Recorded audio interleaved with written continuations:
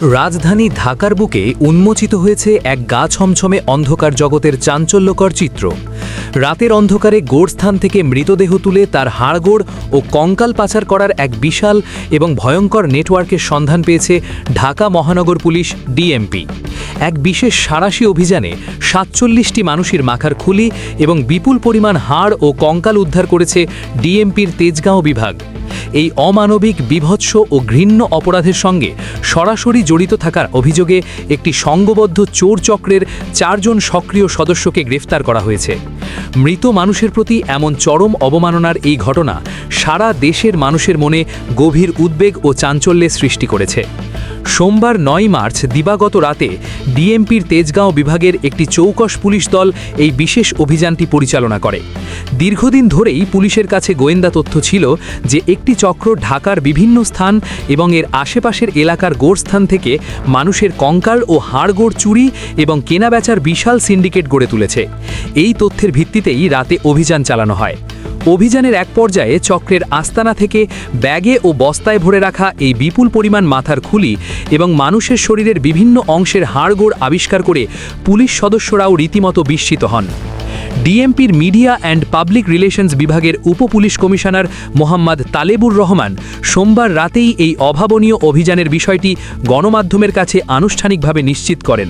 তিনি জানান, গ্রেফতারকৃত ব্যক্তিরা পেশাদার এবং অত্যন্ত ধূর্ত কঙ্কালচোর চক্রের সদস্য।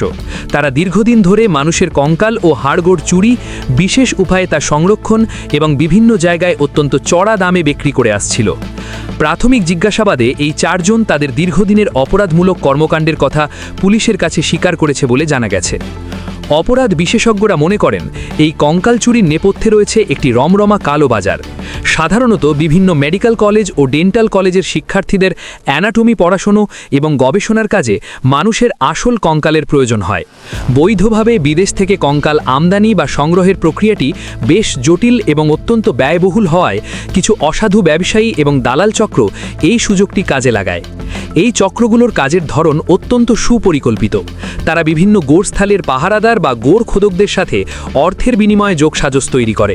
রাতের অন্ধকারে বা বৃষ্টির দিনে নতুন কবর খুঁড়ে মৃতদেহ চুরি করা হয়। এরপর নির্জন স্থানে নিয়ে বিশেষ রাসায়নিক প্রক্রিয়ার মাধ্যমে মৃতদেহ থেকে দ্রুত মাংস ছাড়িয়ে হাড় ও কঙ্কাল আলাদা করা হয়। এই চক্রগুলো শুধু দেশের ভেতরেই নয়, বরং সীমান্ত পেরিয়ে প্রতিবেশী দেশগুলোতেও কঙ্কাল পাচারের সাথে জড়িত থাকতে পারে বলে পুলিশ সন্দেহ করছে। এই ঘটনা কেবল একটি আইনি অপরাধ নয়, বরং চরম নৈতিক অবক্ষয়ের দৃষ্টান্ত। প্রিয়জনের মৃতদেহ কবরে শান্তিতে শায়িত আছে এমনটাই বিশ্বাস করেন স্বজনরা, কিন্তু সেই কবর খুঁড়ে মৃতদেহ চুরির খবর যে কোনো পরিবারের জন্যই চরম মানসিক আঘাতের। জনসাধারণের মনে স্বাভাবিকভাবেই প্রশ্ন জেগেছে, মৃত মানুষের শেষ আশ্রয়স্থল কবরস্থানগুলো আসলে কতটা নিরাপদ? এই ঘটনার পর ঢাকা শহরের সকল কবরস্থানগুলোর নিরাপত্তা ব্যবস্থা জোরদার করার এবং সিসিটিভি ক্যামেরার আওতায় আনার বিষয়টি নতুন করে আলোচনায় উঠে এসেছে। উদ্ধার হওয়া ৪৭টি মাথার খুলি এবং এই বিপুল পরিমাণ হাড় কঙ্কালের প্রকৃত উৎস কী, কোন কোন গোরস্থান থেকে তারা এগুলো সংগ্রহ করেছে তা খতিয়ে দেখতে ইতিমধ্যে নিবিড় তদন্ত শুরু করেছে পুলিশ।